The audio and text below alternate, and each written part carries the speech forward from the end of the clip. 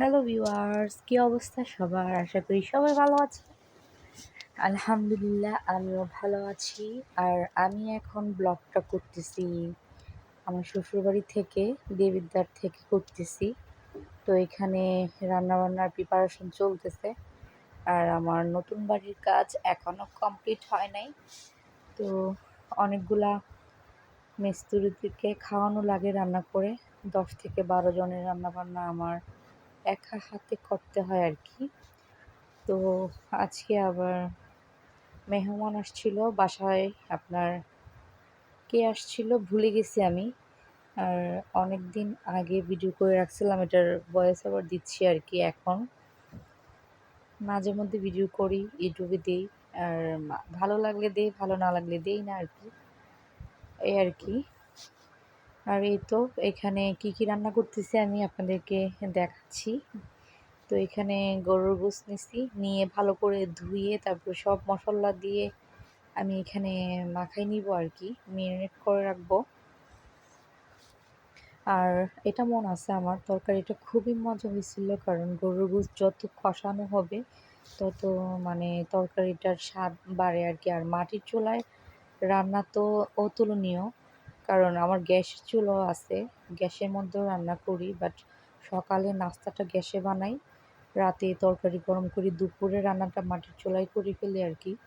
আর এখন অভ্যস্ত হয়ে গেছে মাটির চুলায় রান্না করতে করতে শ্বশুরবাড়িতে এসে। আর বাবার বাড়িতে তো গ্যাসের মধ্যেই রান্না করতাম। আর এই আর কি। আর এটা হলো আমাদের কলা গাছ, কলার ছুরি দেখাচ্ছি আপনাদেরকে।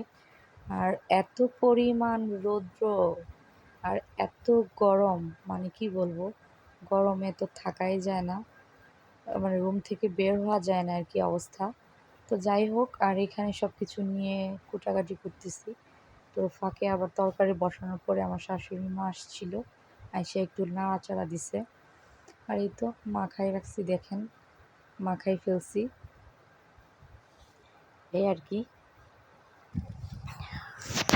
আর এখন আপনার ভালো করে মাখাই, তারপরে বসাই দিব আর কি। পেঁয়াজ একদম কুচি কুচি করে দিছি। ভাবছিলাম যে পেঁয়াজটা ব্লেন্ডার করে দিব, ব্লেন্ডারটা একটু প্রবলেম দেখা দিচ্ছে, তার জন্য আর কি পেঁয়াজটা কুচি কুচি করে দিছি। যদি আপনি পেস্ট করে দেন পেঁয়াজটা, তাহলে তরকারির মানে ঝোলটা একদম মাখা মাখা হয়, গ্রেভিটা ভালো হয় আর কি। আর এই তো ভাত হয়ে গেছিলো। আর এখানে কয়েকটা হাঁসের বাচ্চা বলে যে হাঁস পালি আর কি, আমার হাজব্যান্ড পছন্দ করে হাঁস। তো অনেকগুলা হাঁস কেনা হয়েছে। তো এটা হলো আমার শাশুড়ি মা। তো হাঁসগুলা আপনার এটার মধ্যে রাখি আর কি, যেটা দেখাইলাম, এই যে জায়গাটা নিচের যে এটা। আর এ তো গরুর গোশত হচ্ছে এখানে। হ্যাঁ, আপনারা কিছু মনে করবেন না, আমি মনে হয় উল্টাপাল্টা অনেক সময় কথা বলে ফেলি আর কি, গরমের কারণে, আর কিছুই না। আর এই তো তরকারি তো দেখতেই পাচ্ছেন হচ্ছে। আর তরকারিটা অনেকক্ষণ ধরে নাড়াচাড়া করার পরেও একটু লেগে গেছিল, পরে আমি পাতিলটা চেঞ্জ করে ফেলছিলাম আর কি। আর তো দেখেন কালারটা, দেখেন জাস্ট ওয়াও, কালারটা দেখছেন। আর কতগুলা বিড়াল আছে, কুকুর আছে, বাড়িটা ভরে গেছে বিড়ালে কুকুরে, এই আর কি। আর দেখেন কালারটা দেখছেন। কষানোটা যত ভালো হবে তরকারির টেস্ট তত দ্বিগুণ বাড়বে আর কি, অনেক মজা হয় আর কি। আর আমি গরুর মাংস রান্না করতে গেলে যদি বাইসেস লেগে যায় তো শাশুড়ি মার অনেক কথা বলে শুনতে হয় আমার। আর এই তো চিকেনও রান্না করছিলাম, তো ইলিশ মাছ ফ্রাই করছিলাম মাথাগুলা, তো আর চিংড়ি মাছ ভুনা করছিলাম আর কি, চিংড়ি মাছ ভুনা করছিলাম।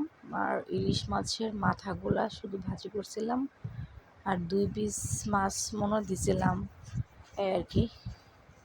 তো এগুলা আপনার ভাত দিয়ে খাইলে মজাই লাগে, টাটকা ছিল ইলিশ মাছগুলা।